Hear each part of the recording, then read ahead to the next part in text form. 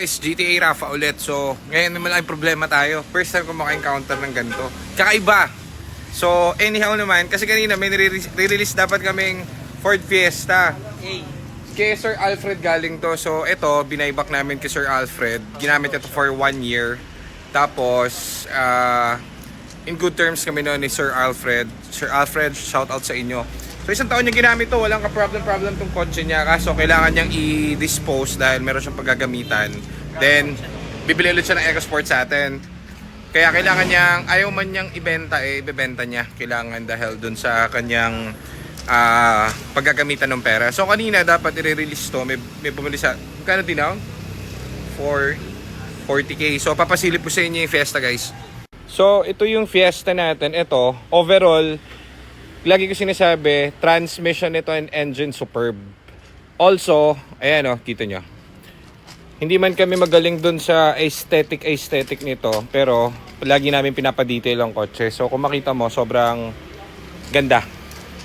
Isa to sa pinakamagandang Fiesta namin. Ngayon, yung bumili, shoutout kay Sir, kumbaga, nagulat ako ba't hindi niya kinuha. Pero okay lang naman, wala naman problema doon. So ito available ulit. Ang problem anong problem nung bumili? Mabaho lang daw. Mabaho daw? Parang Ano amoy? amoy molds daw. Amoy ko nga. Bagong detail naman yun. Kinis oh. Oh. Ganda. May amoy? Ako magaling umamoy. Hindi naman. Normal to eh. Amoy Fiesta. Amoy Ford. Amoy Ford. Amoy mo nga. Ano ba amoy? John, amoy.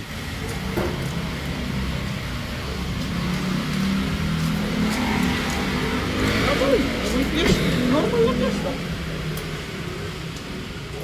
Ganito naman namoy ng Ford eh. Oo nga. Lahat ng Fiesta natin eh. Baka hindi sanay sila sir dun sa Ito yung Jared. inaano nila, boss. Oh. Yung puti-puting ganyan. Saan? Ayun. Ito daw, mga ganun. Yung mga mansya ng goma na hindi na natatanggal. Mansya ng goma ito. Pero na-detail na to, no? Hindi naman nababapping yung goma eh. Okay. So, ngayon lang kasi ako naka-encounter ng ng ganun na yung sa amoy daw. So, pag bagong detail kasi po, yan, meron dyan mga chemicals na ginagamit na pinupunas doon sa mga interior.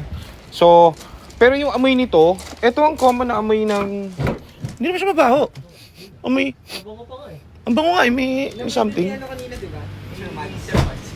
Ay, yung isang client namin, ganda-ganda rito. Yung nakabili sa amin ng EcoSport, nandito kasi. Anyhow, wala naman sa amin problem. Kaso, i-resell ko lang ulit. So, ang ginawa, dahil ayaw nila nung amoy, pina-refund na lang yung pera, no? Refund na lang natin kasi wala naman problem sa atin. Anyhow yan, kahit na kunwari wag mo kuhanin. Wala sa ating problem. Kaso lang, ito pinagpaguri namin. Transmission yan, tinrabaho namin. Engine yan, tinrabaho namin ng lahat ng mechanic namin. First time, so there's always first time talaga. So okay lang naman, walang problem. Ngayon lang kami nakakita ng client na dahil sa amoy, may amoy. Pero sa amin, kung sa dami ng nabenta namin, yan ang normal na amoy ng... And this is a second hand car.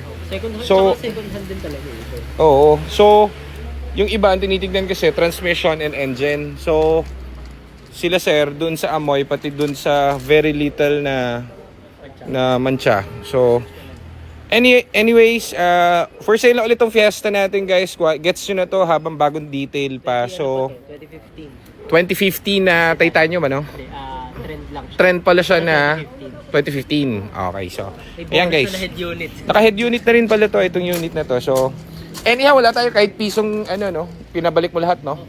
Okay. Pina-reserve lang naman to, tapos siguro hindi nila nagustuhan kasi daw sa amoy. So, ang mangyari, i-for sale ulit natin to. At least ito tapos na para makaluwag-luwag tayo dito sa sa garahe. Ang ganda, oh. Lahat ng gulong niya na. Bago lahat ng gulong. Okay. Copy. So guys, ginagalingan namin pag ganito sa transmission saka engine. So hindi naman yan lahat mapaperfect. Kunwari ito mapaperfect. Pero yung mga mancha dito, hindi naman kasi ito nababuffing. Plastic po ito kasi. So yan. So yan lang yung problem nila, yung puti. Kasi meron daw siyang parang mancha.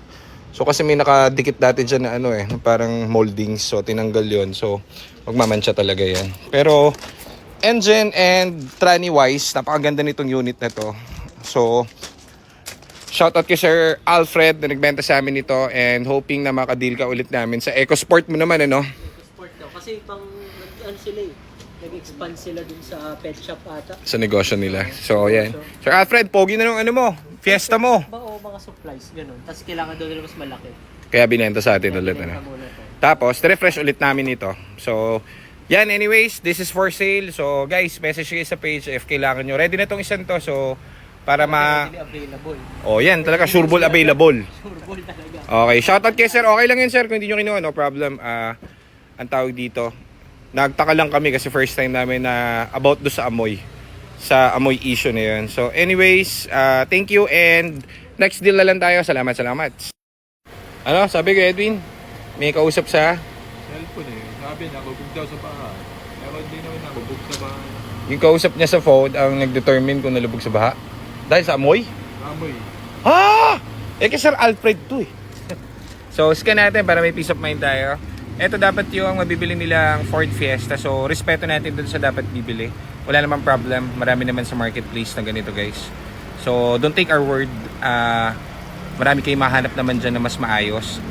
So, depende talaga kung ano yung sasabihin sa'yo ng tumitingin. So, first time lang talaga sa akin to. First time. So, this day is super tawag dito, maalala ko lagi. So, gagalingan namin ngayon next time sa amoy. So, hindi kami detailing center pero gagalingan natin sa amoy. Pero, yung amoy talaga nito is normal sa Fiesta.